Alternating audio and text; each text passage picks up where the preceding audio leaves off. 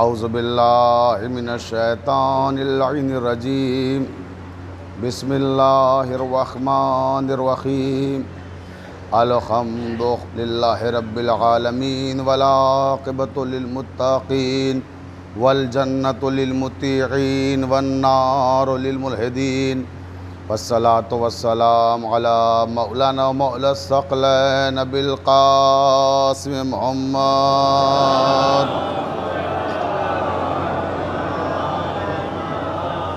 وآلہ الطیبین الطاہرین المعصومین المظلومین ولعنۃ اللہ علی اعدائہم اجمعین من یومنا ھذا الی قیام یوم الدین اما بعد قال رسول اللہ صلی اللہ علیہ وآلہ وسلم حسین منی وانا من الحسین صلوات پڑھیں۔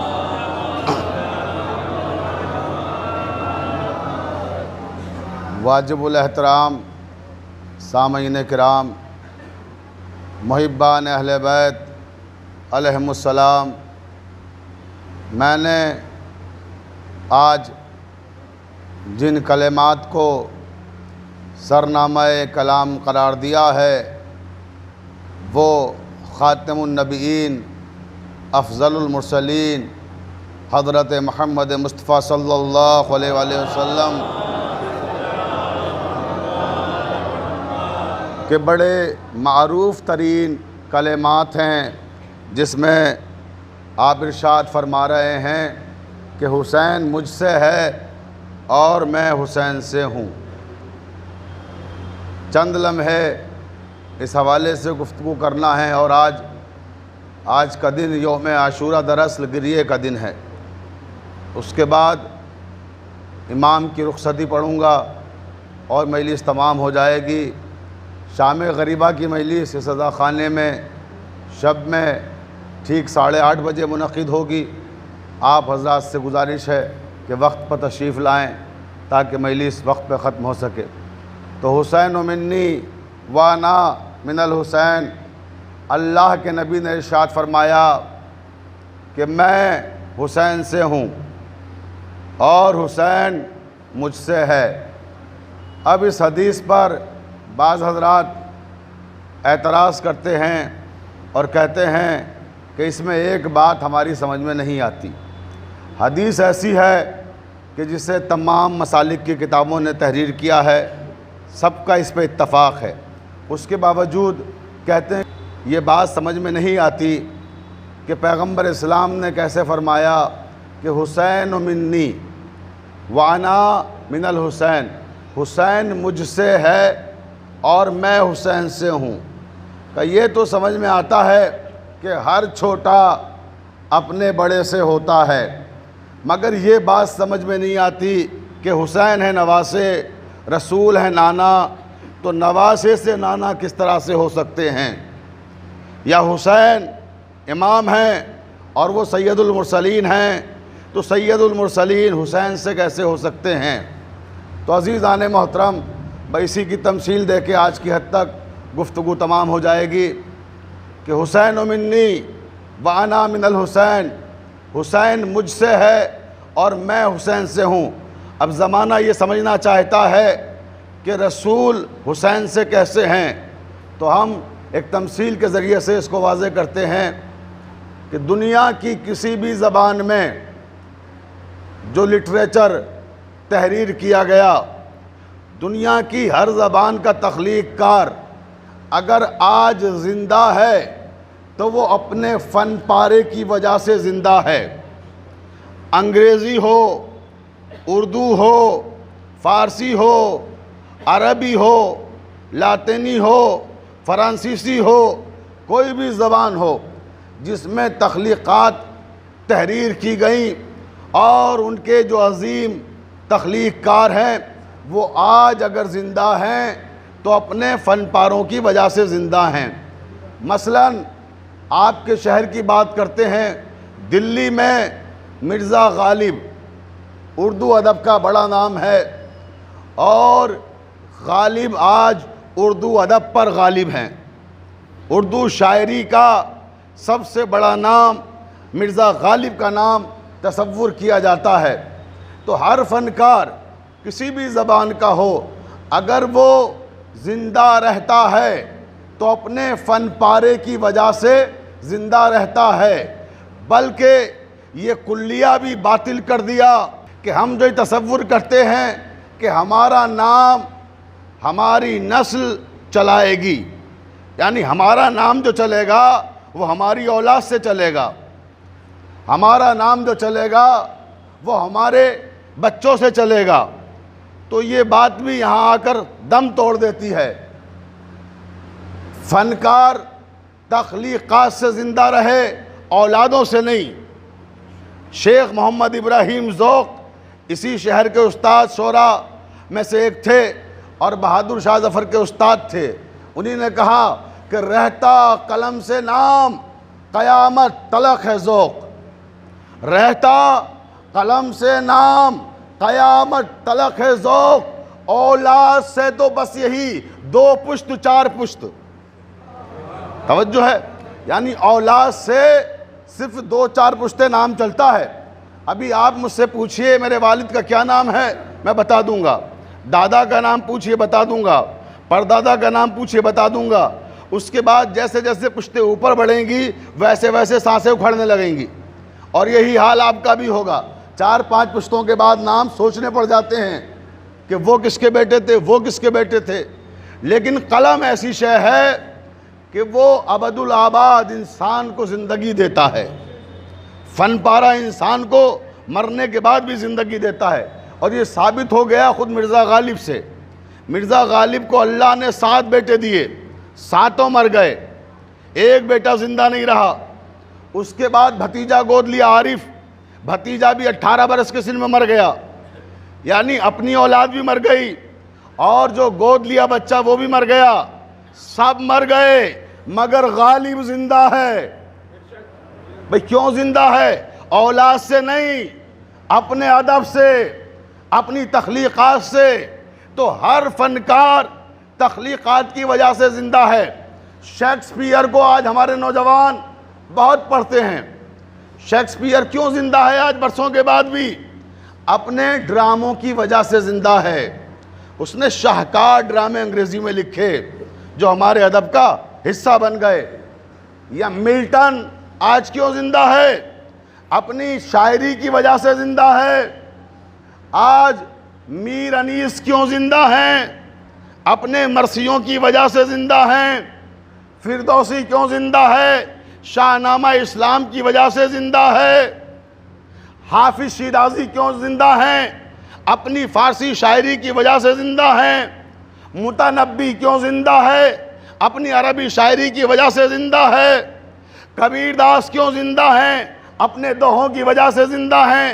دنیا کی کسی بھی زبان کا فنکار لے لیجئے، اگر وہ فنکار آج زندہ ہے تو اپنے فن پارے کی وجہ سے زندہ ہے۔ ہزاروں سال گزر گئے مگر تخلیق کار، فنکار آج بھی زندہ ہیں۔ میں آپ کو لانا وہیں چاہتا ہوں کہ حسین سے رسول کیسے ہیں۔ یہ جملہ اپنے ذہن میں رکھیے گا۔ یہ ادبی سفر آپ کا جاری ہے، اور آئیے اب میرے ساتھ ایک ایسی لائبریری میں، یہ جتنے فنکار ہیں جن کے میں نے نام لیے ہیں، ان سب کی تخلیقات اس کتب خانے میں، اس لائبریری میں موجود ہے جہاں میں آپ کو لے کے چل رہا ہوں، تصورات کی دنیا میں۔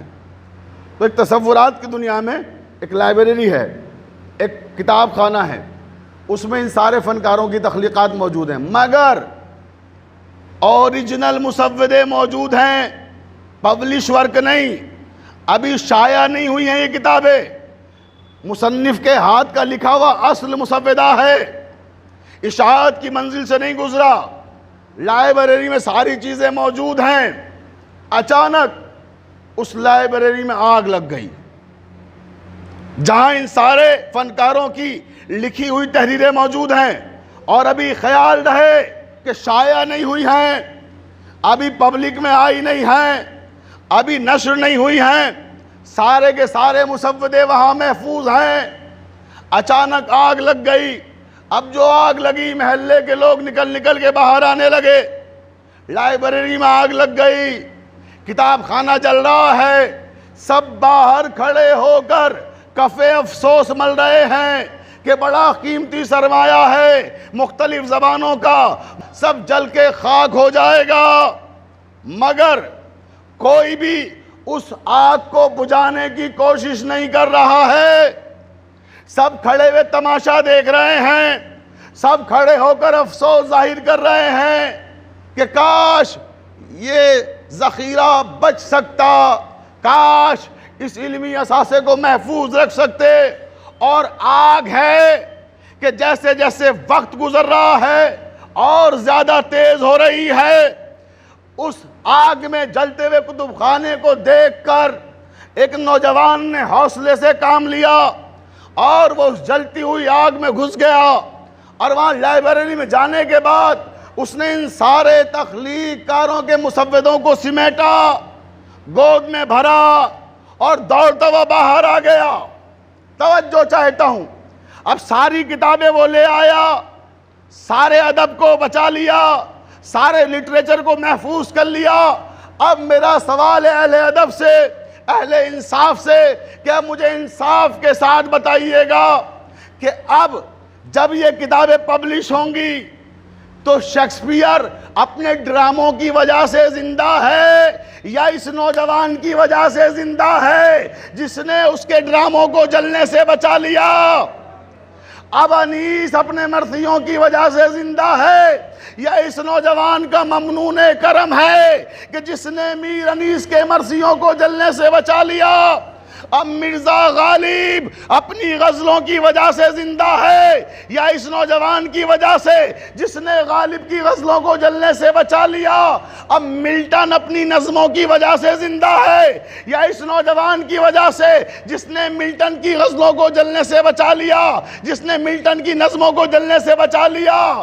اب عزیزان محترم، فردوسی اپنے شاہ نامہ اسلام کی وجہ سے زندہ ہے یا اس نوجوان کی وجہ سے جس نے شاہ نامہ اسلام کو جلنے سے بچا لیا؟ ہر ذی علم، ہر ذی فہم، ہر ذی ادراک، ہر ذی شعور انسان کہے گا اس نوجوان کی وجہ سے زندہ ہے جس نے ان سارے تخلیق کاروں کی تخلیقات کو بچا لیا۔ عزیزان محترم، 10 محرم سن 61 ہجری، کربلا کا میدان، یزیدیت کی آگ اور کتب خانہ اسلامی جس میں آدم کی نبوت بھی تھی، نوح کی نبوت بھی تھی، عیسیٰ کی نبوت بھی تھی، موسیٰ کی نبوت بھی تھی، اسحاق کی نبوت بھی تھی، اسماعیل کی نبوت بھی تھی، ساری نبوتیں 1,24,000 نبیوں کی نبوتیں اور ان کی محنت کا ثمرہ اس کتب خانہ اسلامی میں تھا جسے کربلا کے میدان میں یزیدیت کی آگ نے اپنے حصار میں لے لیا تھا۔ ان قریب تھا کہ یزیدیت کی آگ اس سارے اسلامی اثاثے کو جلا کر خاکستر کر دے کہ حسین ابن علی نے اپنے 72 ساتھیوں کے ساتھ اپنی جان کی بازی لگا کر یزیدیت کی آگ کو گلزار کر دیا اور اس سارے اثاثے کو بچا لیا۔ اب عزیزان محترم، صرف پیغمبر اسلامی حسین سے نہیں ہیں، اب آدم بھی حسین سے ہیں، نوح بھی حسین سے ہیں، عیسیٰ بھی حسین سے ہیں، موسیٰ بھی حسین سے ہیں، 1,24,000 پیغمبر یہ سارے کے سارے میرے حسین سے ہیں۔ حسین آپ نے رکھا بھرم رسالت کا، جہاں میں مثل نہیں آپ کی عبادت کا، ہوا ہے ایسا اثر آپ کی شہادت کا، اب تک اب نہ اٹھے گا سوال بیعت کا، چراغ دین محمد جلا گئے ہیں حسین، یزیدیت کو جہاں سے مٹا گئے ہیں حسین۔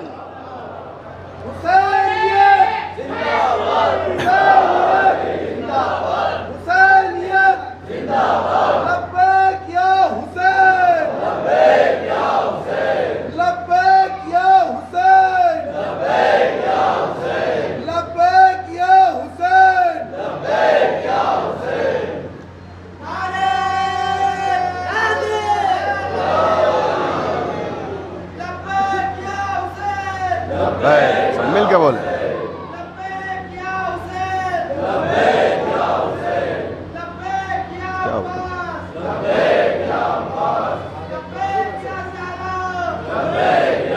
سب مل کے جواب دیں، مل کے.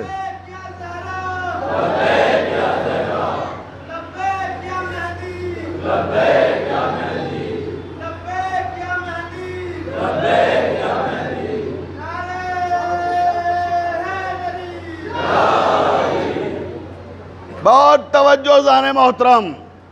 کبھی تو نوح کی کشتی کے نا خدا ہیں حسین، دل رسول ہیں اسلام کی بقا ہیں حسین، یزیدیت کے لیے موت کی سزا ہیں حسین، وقار سجدہ پیغمبر خدا ہیں حسین.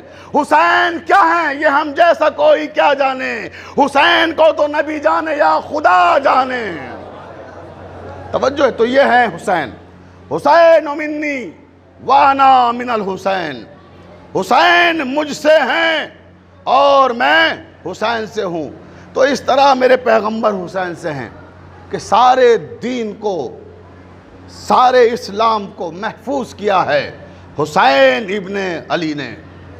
عزاداروں، یہ میں نے تمہید میں اتنا وقت اس لیے لیا کہ بڑی دور دور سے مولا کے ماتمدار، مولا کے عزادار آج یہاں آئے ہیں یوم عاشوراء امام کو پرسہ دینے کے لیے.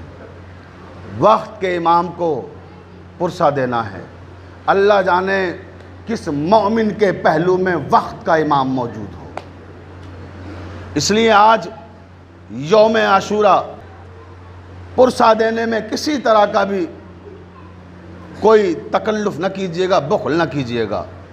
یعنی گریے میں کوئی کمی نہیں ہونا چاہیے.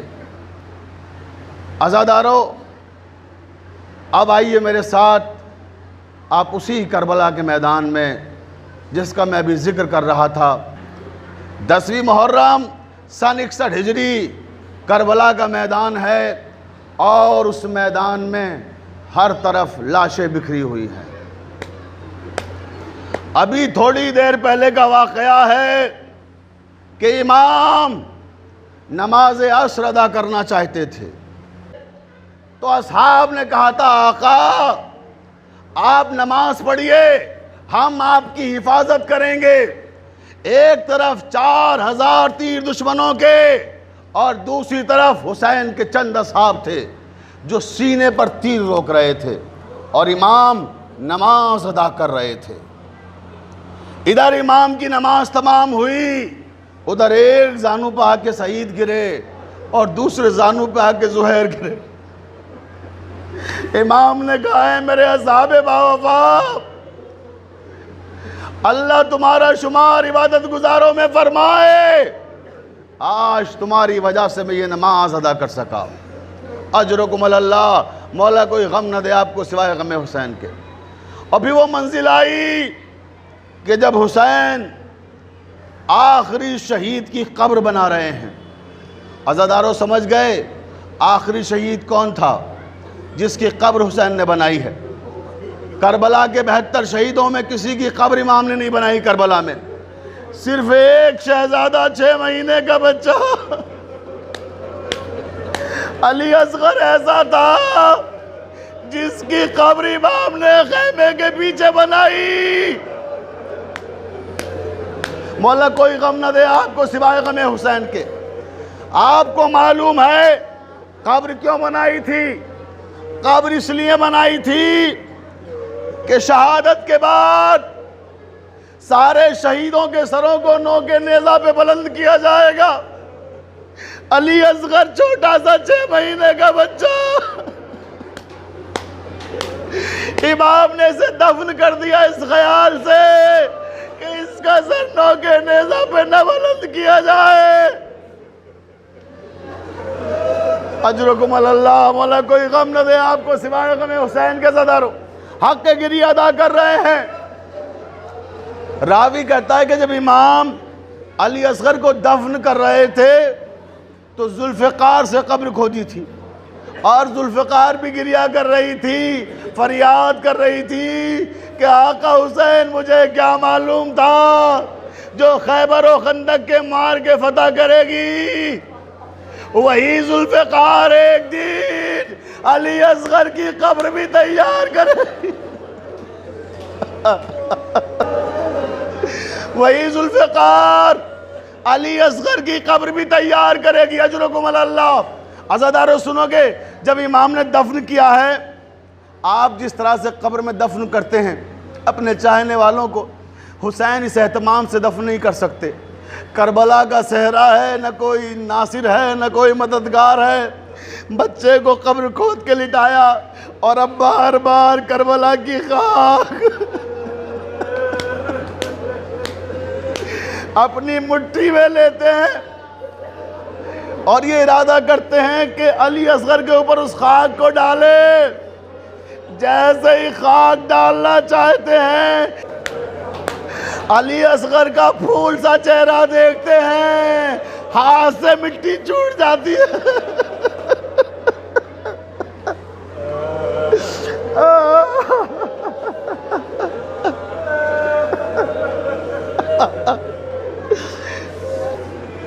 بار بار خاک کربلا کو اٹھاتے ہیں، لیکن ہر بار علی اصغر کا چہرہ جیسے ہی دیکھتے ہیں ہاتھ سے خاک چھوٹ جاتی ہے۔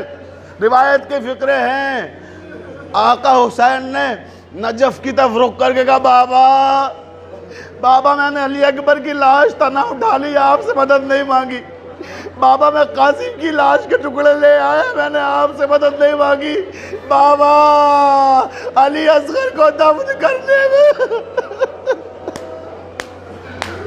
بابا میری مدد کیجئے، میں کیسے اس 6 مہینے کے بچے کو خاک میں چھپاؤں۔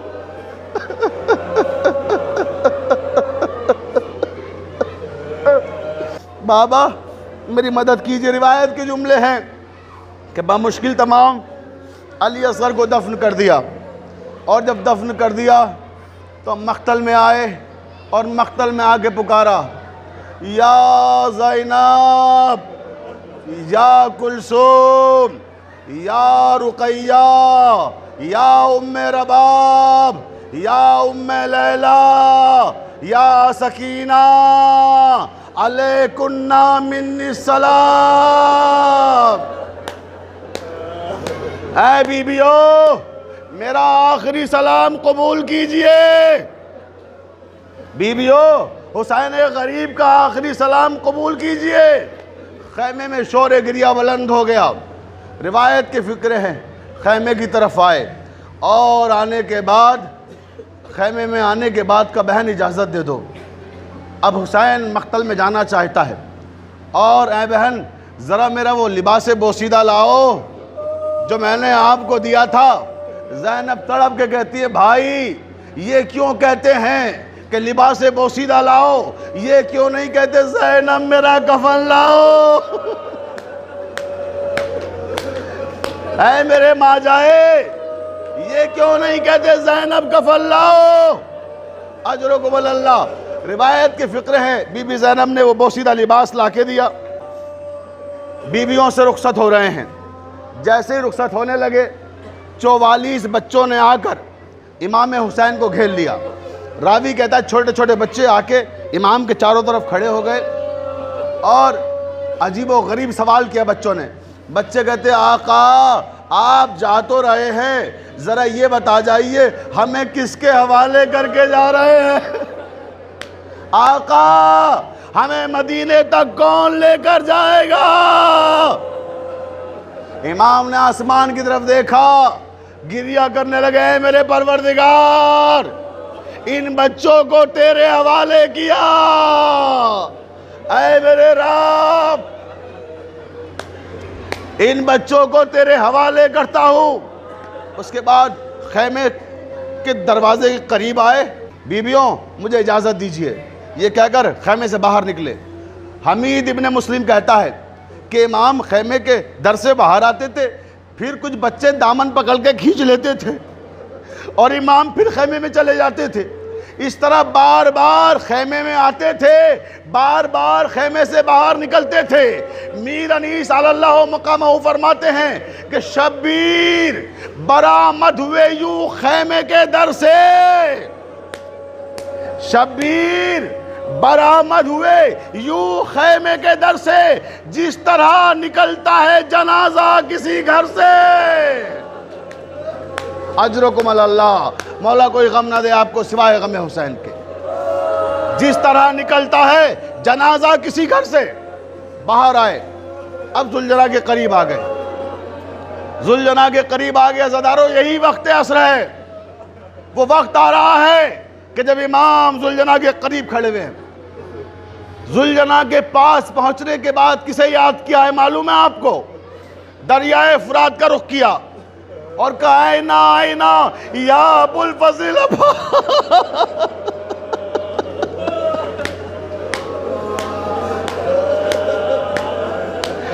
آئینہ آئینہ یا ابو الفضل عباس، اے میرے غازی کہاں ہو؟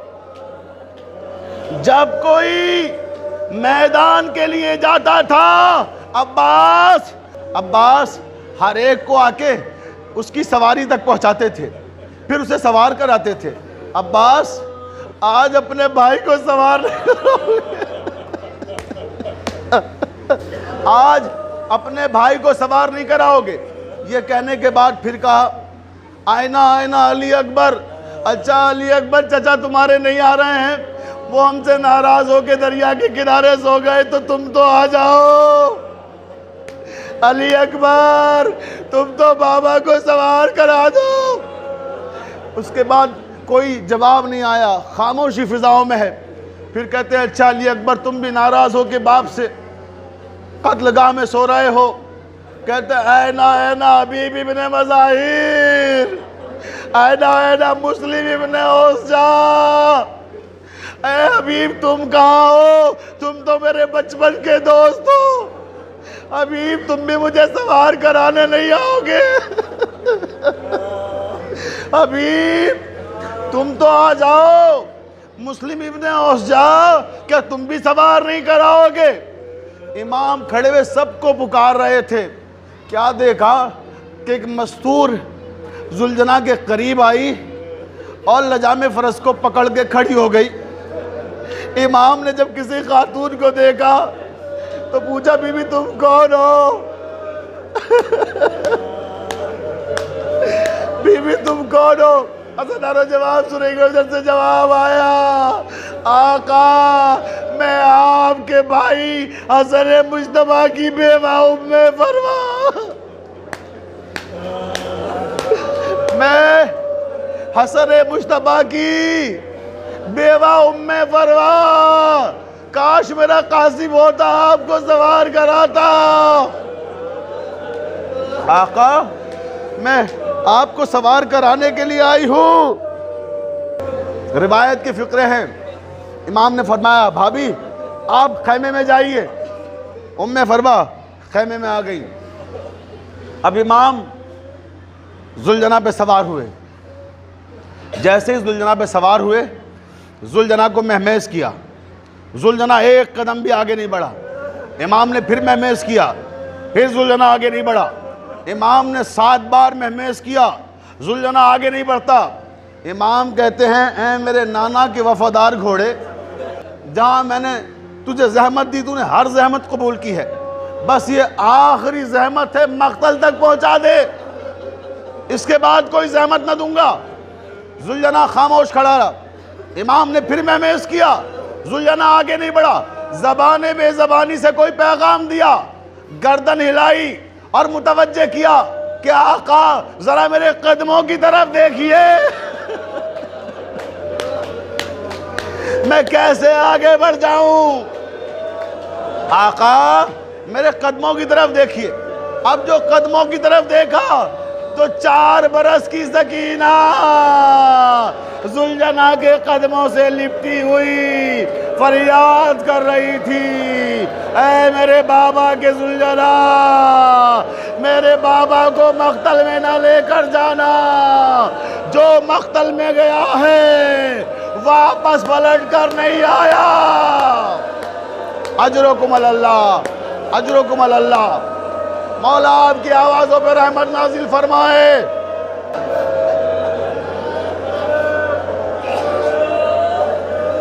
اے میرے بابا کے ذوالجلال،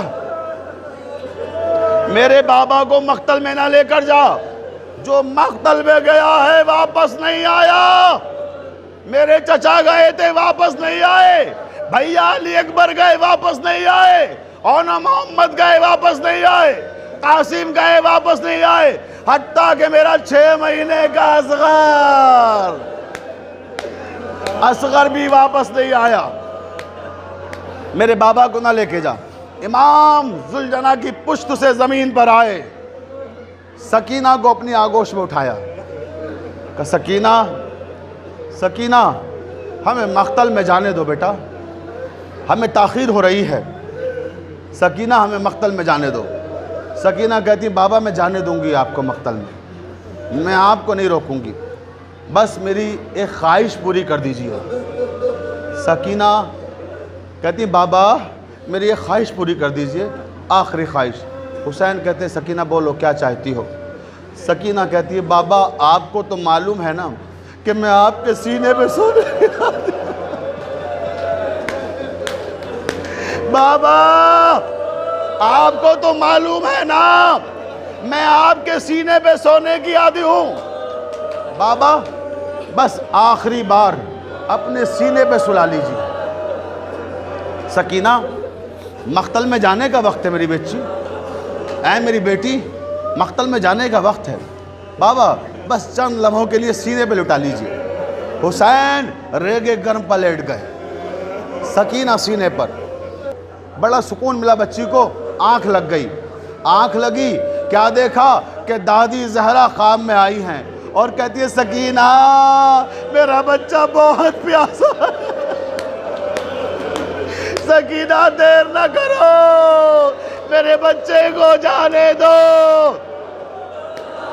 اجرکم اللہ۔ سکینہ سینے سے اتر گئی، بابا جائیے مقتل میں، اب میں آپ کو نہ روکوں گی، لیکن بابا ایک وعدہ کر کے جائیے، نیند آئے گی جب آپ کی بو پاؤں گی، بابا نیند آئے گی جب آپ کی بو پاؤں گی، بابا میں رات کو مقتل میں چلی آؤں گی، بابا فرمایا نکلتی نہیں سیدانیاں باہر، سینے پہ سلا لیں گی تمہیں رات کو مادر۔ وہ کہتی تھی سوئیں گے کہاں پھر علی اصغر؟ فرماتے تھے بس ضد نہ کرو صدقے میں تم پر، شب ہوئے گی اور دشت میں ہم ہوئیں گے بی بی، اصغر میرے ساتھ آج وہیں سوئیں گے بی بی۔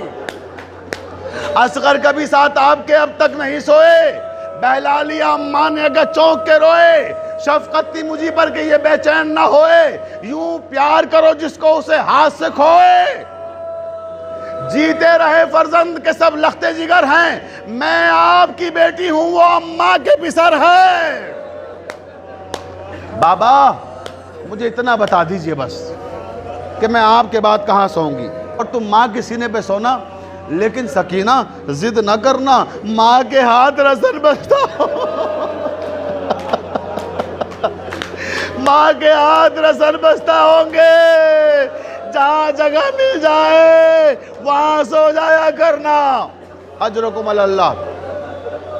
عزادارو بس مجلس تمام ہو رہی ہے، آخری جملے بس، اب مجھ میں طاقت نہیں کہ میں پڑھ سکوں اور آپ میں قوت نہیں کہ آپ سن سکیں، بس مجلس تمام ہو گئی۔ راوی کہتا ہے کہ امام قتل گاہ میں آئے، امام مقتل میں آئے اور تاریخ ساز جہاد کیا۔ راوی کہتا ہے کہ لشکر یزید کوفے کی دیواروں سے ٹکرانے لگا، حسین نے ایسا جہاد کیا، آواز آئی یا ایھۃ النفس المطمئنہ ارجعی الی ربک راضیۃ مرضیہ، اے حسین بس کرو بس، اے نفس مطمئنہ اپنے رب کی طرف پلٹ آؤ۔ بس ادھر امام حسین نے تلوار نیام میں رکھی، بھاگا ہوا لشکر سمٹ آیا، اب جس کے پاس جو تھا وہ حملہ کر رہا تھا، کوئی تلوار سے حملہ کر رہا تھا، کوئی نیزے مار رہا تھا، کوئی بھالے مار رہا تھا، کوئی برچھی مار رہا تھا۔ راوی کہتا ہے جس کے پاس کچھ نہ تھا وہ پتھر اٹھا کے مارتا تھا، اور کوئی بی بی رو رو کے فریاد کر رہی تھی، اے ارض کربلا میرا بچہ ہے بے گناہ، اے دشت نینوا میرا بچہ ہے بے گناہ۔ اے نہر القما میرا بچہ ہے بے گناہ، اے دہر بے وفا میرا بچہ ہے بے گناہ، گھیرا ہے ظالموں نے میرے نورین کو، اے ذوالجلال تجھ سے میں لوں گی حسین کو۔ کوئی بی بی فریاد کر رہی تھی، اے ذوالجلال ارے میرے بیٹے کو بچا لے۔ روایت کے فقرے ہیں کہ جب حملے ہو رہے تھے ادھر سرزمین کربلا پر انبیاء کی سواریاں اتر رہی تھیں۔ بس آخری بات مجلس تمام۔ ادھر سرزمین کربلا پر انبیاء کی سواریاں اتر رہی تھیں۔ کبھی ابراہیم کی سواری آ رہی ہے، کبھی نوح کی سواری، کبھی آدم کی سواری، کبھی اسماعیل کی سواری، کبھی یوسف کی سواری۔ نبیوں کی سواریاں سرزمین کربلا پہ اتر رہی ہیں، اور ادھر حسین ہیں کہ دشمنوں کے نرغے میں گھرے ہوئے ہیں۔ اب وہ منزل آئی کہ جب حسین ذوالجناح سے زین سے زمین کی طرف آئے، زمین پر نہیں آئے، زمین کی طرف آئے۔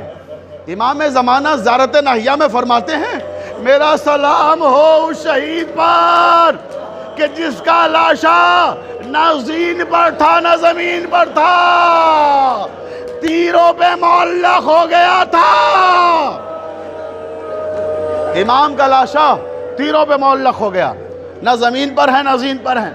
اب حسین چاہتے ہیں کہ زمین کربلا پر آخری سجدہ ادا کریں۔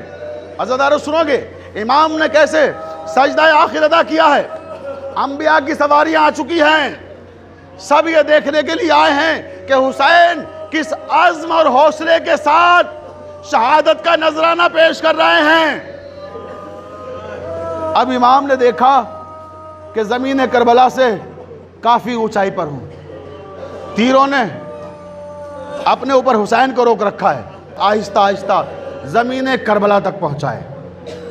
جب زمین پر امام کے دونوں ہاتھ پہنچ گئے، اب سن سکو گے صدارو، جیسے ہی زمین پہ ہاتھ پہنچے، اب راوی کہتا ہے امام نے اپنے بدن پر اتنا زور دیا کہ نیچے کے تیر اوپر، اوپر کے تیر نیچے، اور حسین سرزمین کربلا پر سجدہ شکر ادا کر رہے تھے۔ حسین سجدہ شکر ادا کر رہے ہیں۔ بآخری جملے عزادارو آپ نے حق گری ادا کر دیا۔ اب وہ منزل آتی ہے جب شمر ملعون اپنا خنجر پتھروں پہ مار کے کند کر رہا ہے اور امام حسین کی طرف بڑھا، سینہ حسین پا شمر ملعون سوار ہوا اور اس نے خنجر سے پہلا وار کیا۔ جیسے ہی پہلی ضرب لگائی، آدم نے کہا کہ پروردگار بس اب مجھ سے نہیں دیکھا جاتا۔ آدم کی سواری آسمان کی طرف روانہ ہو گئی۔ دوسری ضرب لگائی شمر نے، نوح نے ہاتھ جوڑ لیے، پروردگار اس سے زیادہ میں نہیں دیکھ سکتا۔ نوح کی سواری آسمان کی طرف روانہ ہو گئی۔ تیسری ضرب لگی، جیسے ہی تیسری ضرب لگی، ابراہیم نے ہاتھ جوڑ لیے، پروردگار اب میں اس سے آگے نہیں دیکھ سکتا۔ چوتھی ضرب لگی، اسماعیل نے ہاتھ جوڑے، پروردگار اب میں اس سے آگے نہیں دیکھ سکتا۔ پانچویں ضرب لگی، جیسے ہی پانچویں ضرب لگی، یوسف نے ہاتھ جوڑ لیے، کہا پروردگار اب میرے اندر حوصلہ نہیں ہے کہ میں دیکھ سکوں۔ چھٹی ضرب لگی، موسیٰ نے ہاتھ جوڑے، پروردگار اب میں جانا چاہتا ہوں، میں نہیں دیکھ سکتا۔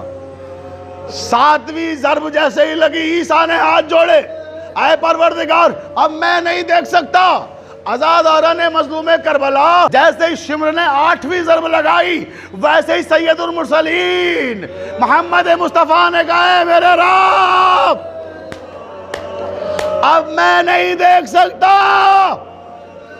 آٹھویں ضرب پر رسول خدا کی سواری بھی آسمان پر چلی گئی۔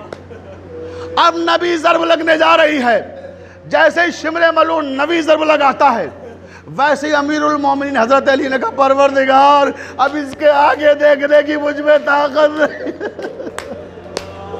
اب اس کے آگے میں نہ دیکھ سکوں گا۔ روایت کے فقرے ہیں کہ اب امیر المومنین کی سواری بھی چلی گئی۔ اب 10ویں ضرب، جیسے ہی شمر نے 10ویں ضرب لگائی، امام حسن مجتبیٰ نے ہاتھ جوڑ لیے، پروردگار اب میں اپنے بھائی کو نہیں دیکھ سکتا اس عالم میں۔ حسن مجتبیٰ کی سواری بھی چلی گئی۔ اب شمر ملعون کی 11ویں ضرب لگنے والی ہے۔ امام آنکھیں کھولتے ہیں، آنکھیں کھول کے کہتے ہیں کہ سارے انبیاء چلے گئے، بابا بھی چلے گئے، نانا بھی چلے گئے، بھیا بھی چلے گئے، اب کوئی نہیں ہے۔ آخری ضرب جو دیکھے، ایک بی بی کی آواز، اے حسین، ارے تمہاری دکھیا ماں زہرا یہ منظر دیکھے گی، اے میرے بچے میں تمہیں تنہا نہ چھوڑوں گی، میں یہ منظر دیکھوں گی، میری آغوش میں آ میرے بچے آ۔ سیاہ آندھیاں چلنے لگی، فرات کا پانی نیزو اچھلنے لگا۔ اِنَّا لِلَّهِ وَإِنَّا إِلَيْهِ رَاجِعُونَ۔